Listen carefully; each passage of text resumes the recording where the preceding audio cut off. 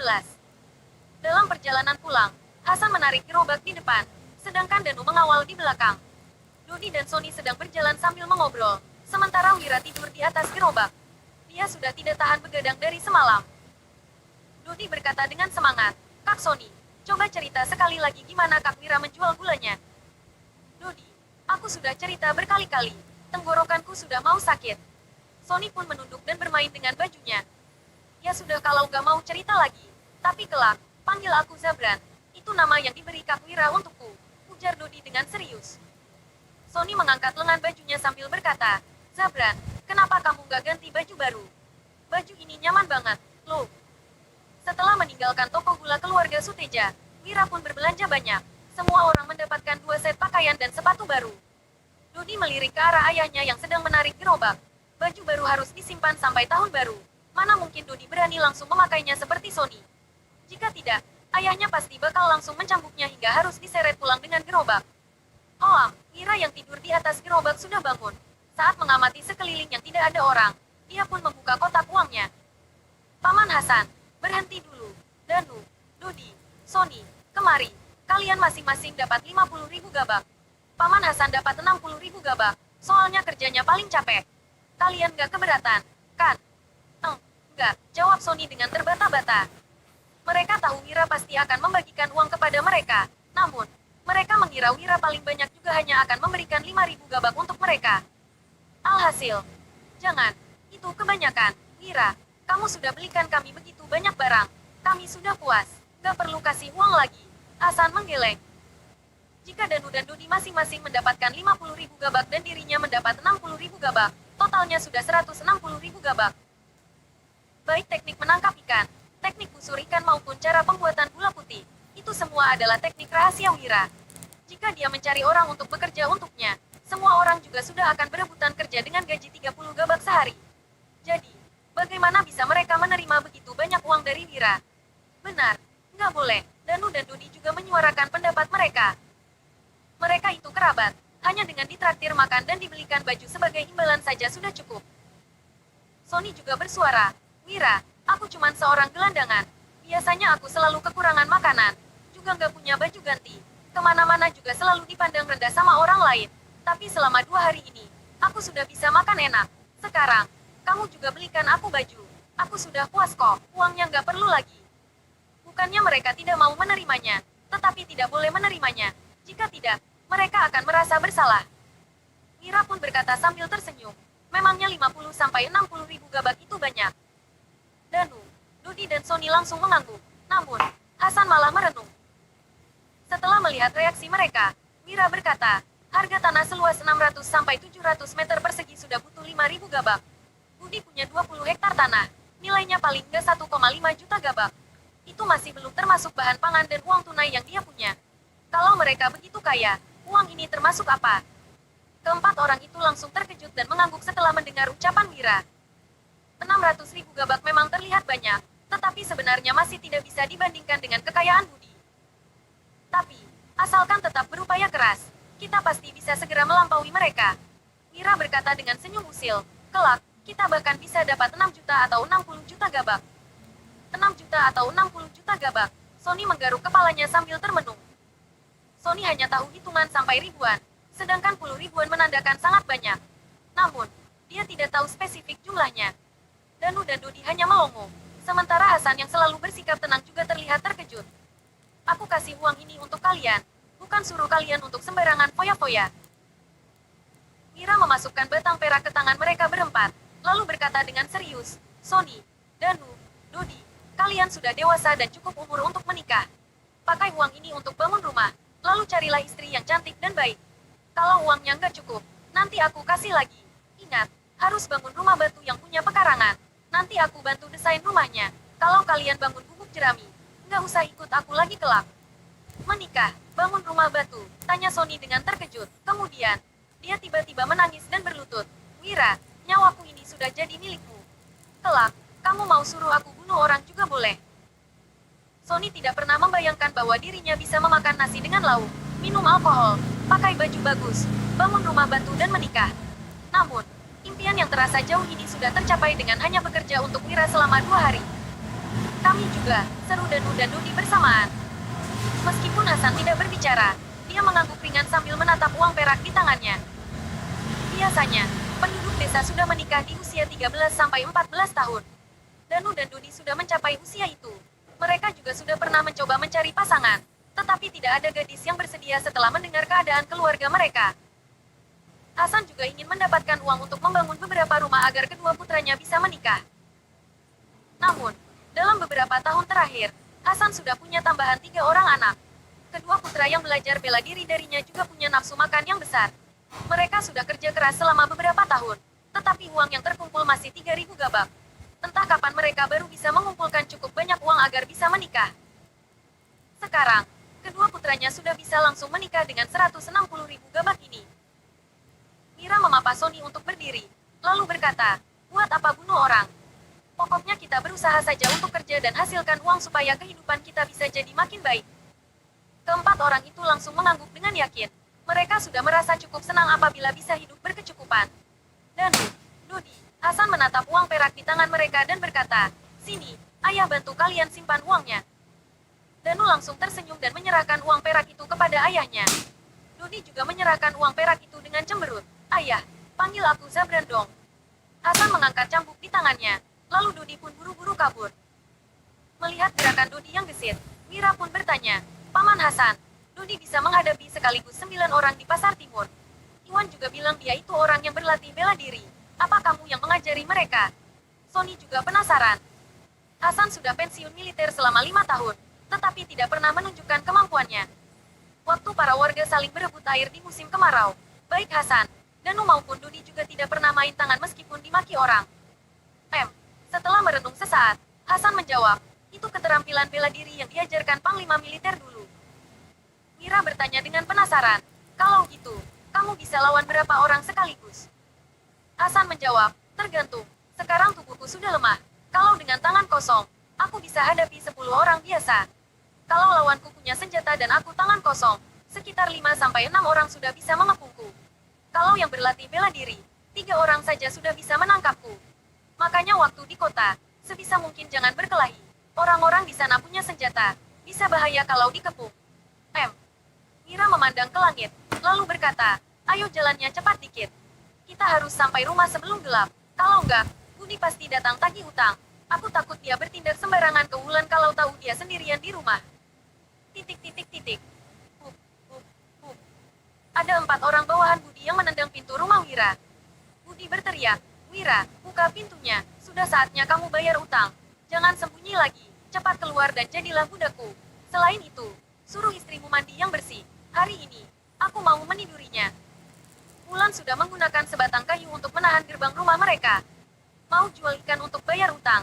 Budi tersenyum mengejek, lalu melanjutkan, "Mana mungkin segampang itu bisa mendapatkan 40.000 gabak. Jangan menipuku lagi, cepat buka pintu dan bayar utangnya. Kalau enggak, aku dobrak ya." Hup, hup, hup. Keempat bawahan itu mulai mendobrak. Bab 15. Namun, pintunya tetap tidak terbuka setelah didobrak. Budi melambaikan tangannya sambil berkata, "Jangan dobrak lagi, sudah ditahan dari dalam. Panjat dinding saja." Keempat bawahan itu pun berhenti mendobrak. Kemudian, mereka mulai bertumpu pada satu sama lain untuk memanjat dinding rumah Wira. Setelah melompat masuk, bawahan itu pun membukakan pintu dari dalam agar Budi bisa masuk. Setelah melihat Budi masuk ke rumahnya, Wulan langsung berlari ke ruang utama dengan panik. Budi melangkah dengan santai sambil berkata, "Cantik, suamimu sudah kabur, tapi kamu masih begitu setia padanya. Bukannya lebih baik hidup bersamaku yang penyayang?" "Suamiku nggak kabur, dia pasti pulang untuk bayar utang. Kamu jangan macam-macam." Wulan menyeret meja di dalam ruang utama untuk menahan pintu. "Apa bagusnya si pemboros itu hingga kamu begitu setia padanya?" Budi memberi isyarat pada bawahannya, lalu 2 bawahannya langsung mendobrak pintu. Saat pintu didobrak, Wulan yang sedang menahan meja juga terempas ke lantai. "Pakai tenaga," seru Budi sambil tersenyum licik. Setelah didobrak beberapa kali, pintu itu pun terbuka. Budi mendekati Wulan dengan ekspresi mesum sambil berkata, "Cantik, berhubung si pemboros itu nggak ada di rumah, kita bisa langsung masuk kamar. Menurut surat perjanjian, kamu itu sudah jadi milikku." Wulan buru-buru bangkit dan berlari ke dalam kamar. "Cantik, jangan buru-buru dong. Baru dibilang sudah langsung masuk kamar." Budi tersenyum licik, lalu membuka tirai menuju kamar tidur. Shoot! Sebuah gunting tiba-tiba melesat ke arah Budi. Dia langsung ketakutan dan buru-buru mundur. Baru saja dia mundur beberapa langkah, sebilah pisau dapur menebas ke arahnya lagi. Wulan menyerbu keluar dari kamar dengan memegang sebuah gunting dan sebilah pisau dapur. Dia tidak akan membiarkan siapapun menyentuhnya selain suaminya. Meskipun harus mati, dia juga tidak akan tunduk pada si tua bangka ini. Cepat tahan dia. Selesai memberi perintah, Budi buru-buru kabur keluar. Seorang bawahan melambaikan tongkatnya, lalu pisau dapur dan gunting di tangan Wulan langsung jatuh ke lantai. Kedua bawahan lainnya segera memungut senjata itu. Wulan yang sudah kehilangan senjatanya pun perlahan-lahan mundur sambil menggenggam pergelangan tangannya. Budi menyeka keringat dinginnya dengan kesal. Tadi, dia hanya menggoda Wulan. Sebenarnya, ada tokoh besar yang sudah menginginkan Wulan. Jadi, Budi juga tidak bisa menodainya. Namun, Budi sudah murka begitu mengalami peristiwa mengerikan seperti tadi. Dia pun kehilangan akal sehatnya dan berteriak, "Tahan dia!" 4 bawahan Budi langsung mengepung Wulan. "Aku lebih rela mati daripada dilecehkanmu." Wulan menguatkan niatnya, lalu membenturkan kepalanya ke dinding. Tiba-tiba, belasan warga dusun menyerbu masuk dengan memegang tongkat kayu. Mereka semua adalah warga dusun Darmadi. Ada orang yang berteriak, "Budi, kamu mau apa? Berhenti sekarang juga, kalau enggak, kami enggak bakal sungkan lagi." Wulan pun menghentikan tindakannya, dia mengenal orang-orang ini. Herman dan Hamid adalah adik paman Hasan. Sementara Sofyan, Said dan Surya adalah kakak-kakak Sony. Sisanya adalah kerabat Mira yang lainnya. Budi melirik para warga dusun itu, lalu mengikat kembali ikat pinggangnya dan mengeluarkan surat pinjaman. "Aku datang buat tagih hutang. Buat apa kalian kemari? Awas aku jebloskan kalian ke penjara pengadilan daerah." Setelah mendengar ucapan Budi, ekspresi beberapa warga dusun langsung berubah drastis. Rakyat biasa paling takut pada pemerintah. Bagi mereka, yang paling bagus adalah tidak perlu berhubungan dengan orang-orang pemerintah. Namun, kepala desa adalah penghubung warga desa dengan pemerintah. Begitu ada warga desa yang tidak bisa membayar pajak, Budi akan langsung menyuruh orang menjebloskan mereka ke penjara pengadilan daerah. "Budi, memangnya kamu kira kamu itu pemimpin kabupaten? Seenaknya saja mau tangkap orang." Herman memaksakan diri untuk berkata dengan berani, "Memang benar Wira berutang padamu. Tapi kakakku sudah pergi menemani Wira menjual ikan. Kalau mereka pulang, hutangnya sudah bisa dibayar." Semalam, Hasan menemui Herman dan menyuruhnya untuk lebih memperhatikan rumah Wira karena takut Budi datang berbuat onar. Hasan juga bilang kalau Wira adalah orang baik. "Benar," sahut Surya. Semalam, Sony membawa pulang 2 ekor ikan. Sebelum pergi ke ibu kota provinsi tadi pagi, dia juga mengingatkan Surya untuk mencegah orang yang datang menagih hutang ke rumah Wira untuk berbuat onar. Dengan begitu, mereka pasti bisa terus makan ikan ke depannya. "Beraninya kalian membantahku, awas aku naikkan pajak kalian di musim panen tahun depan," ujar Budi dengan kesal. Biasanya, pajak panen yang harus dibayar penduduk desa ditentukan oleh kepala desa. Pajak itu dibayar dalam bentuk memberikan sebagian hasil panen mereka. Kepala desa akan membayar jumlah yang ditentukan kepada pemerintah, lalu menyimpan kelebihannya sendiri atau dibagi-bagikan kepada pejabat kecil lainnya. Jadi, ancaman ini sangat berguna bagi warga desa. Naikkan pajak. Dasar bajingan gak manusiawi. Asal sudah waktunya bayar pajak panen, kamu selalu hanya mengambil sedikit hasil panen warga dusun Silali, tapi malah mengambil banyak hasil panen dusun Darmadi. Kalau kamu berani naikkan pajaknya tinggi-tinggi, kami nggak bakal bayar pajak. Kami bakal lapor ke pemimpin kabupaten. Warga desa sudah sepenuhnya marah. Budi mengerutkan keningnya. Dia hanya mengatakan hal itu untuk menakut-nakuti mereka, tetapi mereka malah percaya. Sudahlah, ribut apa sih? Tiba-tiba, Agus berjalan mendekat dan menegur warga desa. "Nggak mau bayar pajak. Kalian mau memberontak? Ya, menurut kalian, pemimpin kabupaten bakal percaya omongan kalian atau omongan Pak Budi yang bantu dia terima hasil panen?" Para warga menunduk. Amarah dalam hati mereka sudah berkurang begitu mendengar ucapan Agus. Herman berkata lagi dengan berani, "Tapi kami juga nggak bisa pergi sekarang. Kakakku dan Mira sedang pergi jual ikan. Asal mereka pulang, hutangnya sudah bisa dibayar. Apa kamu nggak bisa hitung? Kamu nggak tahu berapa banyak ikan yang harus dijual untuk mendapatkan 40.000 gabak?" Agus menatap Herman, lalu berkata dengan meremehkan, "Harga ikan kecil cuma 10 gabak per setengah kilo, sedangkan ikan besar cuma 16 gabak per setengah kilo. Dari ikan yang didapatkan Mira kemarin, ikan besar paling cuma ada 100 kilo, sedangkan ikan kecil cuma 50 kilo. Jadi, dia paling banyak juga cuma bisa hasilkan 14.000 gabak. Belum lagi harus bayar pajak ke pemerintah 10% dan ke bos ikan 20%. Uang yang tersisa nggak bakal sampai 10.000 gabak. Itu masih belum sampai seperempat utangnya. Wajah Herman langsung memucat. Kalau uang yang didapatkan Mira belum mencapai 10.000 gabak, Mira tidak mungkin bisa membayar utang 40.000 gabak. Wulan pun berkata, meskipun uang penjualan ikan nggak cukup, aku sudah berikan sebuah gelang giok yang harganya 20.000 gabak untuk digadaikan. Kalau dia pinjam uang sama kakakku lagi, kita sudah punya cukup uang untuk bayar utang. Warga desa mengangguk. Saat pernikahan mereka, ada juga keluarga Wulan yang datang.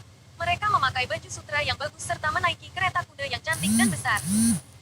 Agus berkata sambil mengelus-elus janggutnya, apa kalian tahu aturan penggadaian?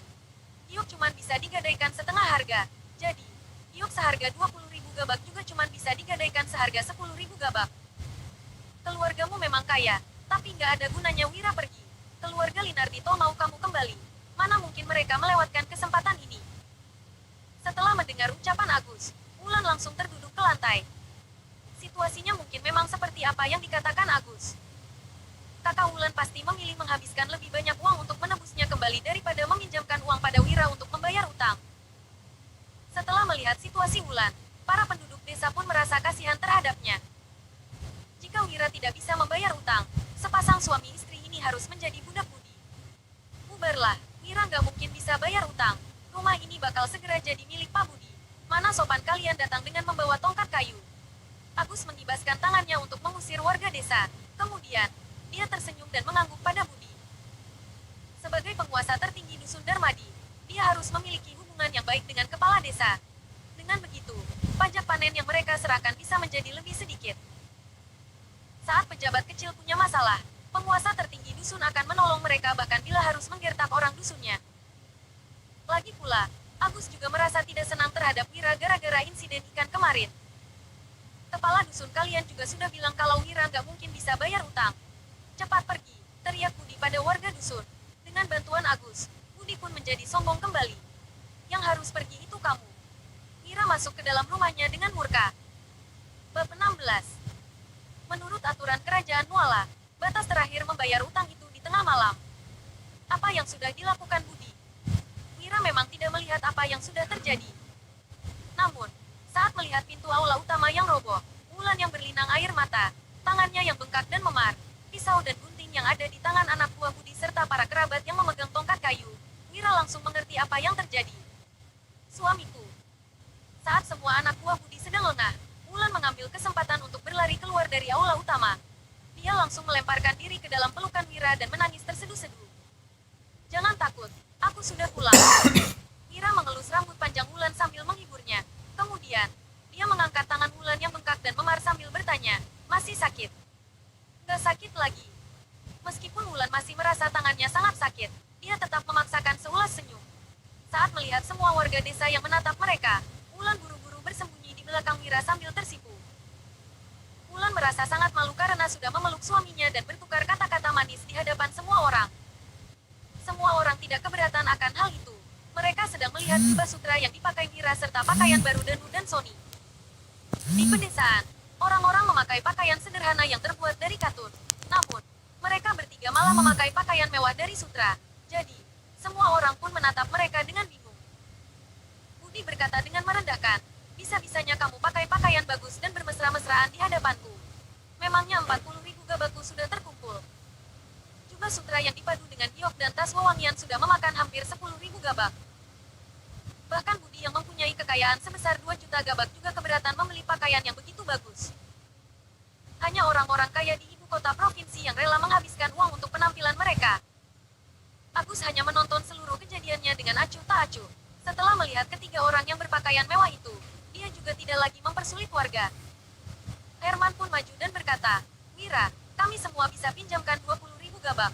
Asal kamu punya 20.000 gabak sisanya, utang ini pasti bisa dibayar lunas. Semalam, Hasan sudah berpesan padanya untuk mengumpulkan uang dari orang yang bersedia membantu. Jadi, Wira bisa menggunakannya apabila uang penjualan ikan tidak cukup. Makasih atas niat baik semuanya. Setelah mengucapkan terima kasih, Wira menatap Budi dan mendengus. Aku punya uangnya, gimana dengan surat perjanjian dan taruhan kita? Serahkan uang, Sebelum Budi sempat menyelesaikan kata-katanya, Wira melemparkan 4 batang uang perak ke kaki Budi.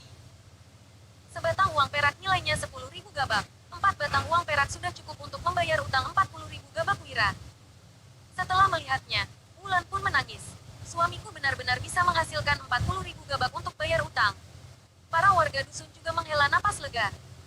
Jika ada kerabat mereka yang menjadi budak orang, mereka juga akan ditertawakan orang. Agus berkata dengan terkejut, Wira, penjualan ikanmu nggak mungkin bisa menghasilkan 40.000 gabak. Keluarga Wulan juga nggak mungkin bersedia pinjamin uang untukmu. Dari mana kamu dapatkan uang ini? Wira menjawab dengan dingin, apa hubungannya sama kamu? Saat di depan pintu tadi, Wira sudah mendengar semuanya. Agus bukan hanya tidak membantu, tetapi malah mempersulit warga. Agus pun langsung malu setelah mendengar jawaban Wira. Ini bukan uang perak, semuanya terbuat dari timah. Ini uang palsu. Budi memungut sebatang uang perak, lalu menunjukkannya pada Agus. Pak Agus, benar, kan?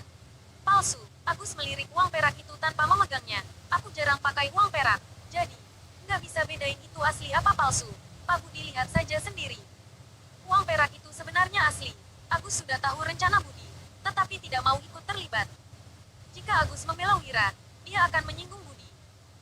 Jika Agus membantu Budi memfitnah Wira, para warga dusun akan memakinya apabila hal ini terbongkar. Setelah mendengar kata-kata Budi, warga dusun juga terkejut. Di desa, jarang ada transaksi jual-beli. Para warga desa biasanya hanya menggunakan koin perunggu. Jadi, mereka juga tidak pernah melihat uang perak. Danu dan Sony pun murka. Apa Budi sudah buta? Dia bahkan tidak bisa membedakan uang perak yang asli dan palsu. Wulan pun berkata dengan cerdik, hei, jangan memfitnah. Kamu tahu jelas uang perak itu asli apa palsu. Kamu cuma mau menipu kami biar bisa merebut semua yang dimiliki Wira. Kami nggak bakal tertipu. Cepat keluarkan surat perjanjian dan surat taruhannya. Kalau enggak, kami bakal tuntut kamu ke pengadilan daerah.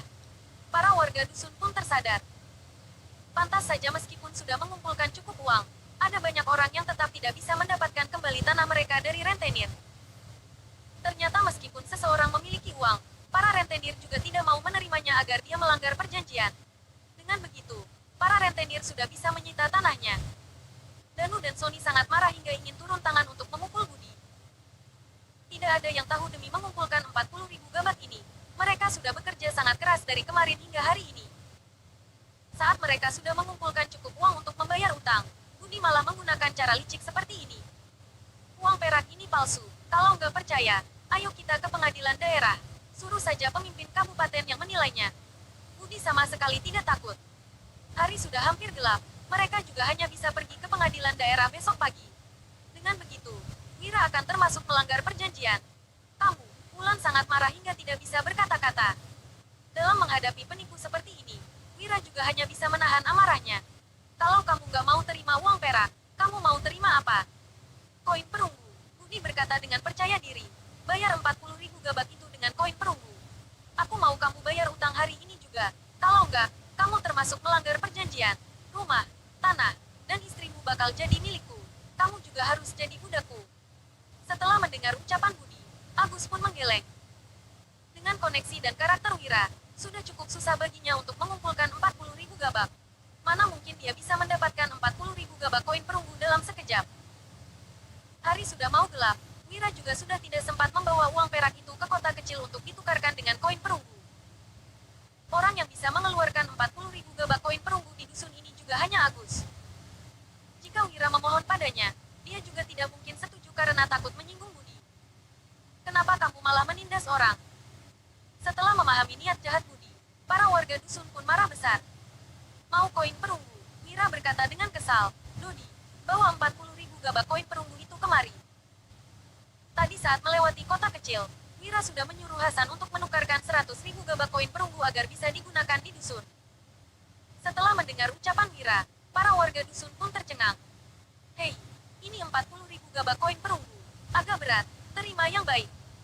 Dodi membawa sekantong koin perunggu ke dalam rumah, lalu menaruhnya ke tangan Budi dengan marah. Jika tidak dicegah ayahnya, Dodi pasti sudah menghajar Budi. Sebab, Budi benar-benar sudah keterlaluan. Sebuah koin perunggu beratnya 4 gram, 1000 buah sudah 4 kilogram. Jadi, berat 40.000 gabak koin perunggu adalah 160 kilogram. Gubrak. Budi pun jatuh tertimpa koin perunggu itu. Dia langsung berteriak, bajingan, kenapa kalian masih melongo? Cepat papa aku berdiri. Keempat anak buahnya buru-buru menggeser kantong koin yang menimpa Budi dan memampa Budi untuk berdiri. Sekantong koin perunggu itu berjumlah tepat 40.000 gabak. Agus pun tercengang. Jika menambahkan 40.000 gabak uang perak, 40.000 gabak koin perunggu, dan harga pakaian ketiga orang itu, jumlahnya sudah 100.000 gabak. Wulan juga terkejut, bahkan kalau kakak bersedia membantu, dia juga nggak bakal meminjamkan uang sebanyak ini. Sebenarnya, dari mana Wira mendapatkan uang sebanyak ini? Budi menghitung koin itu berkali-kali hingga langit mulai gelap. Wira mengaitkan jarinya ke arah Budi sambil berkata, keluarkan surat perjanjian dan surat taruhannya. Budi masih tidak bersedia mengeluarkannya.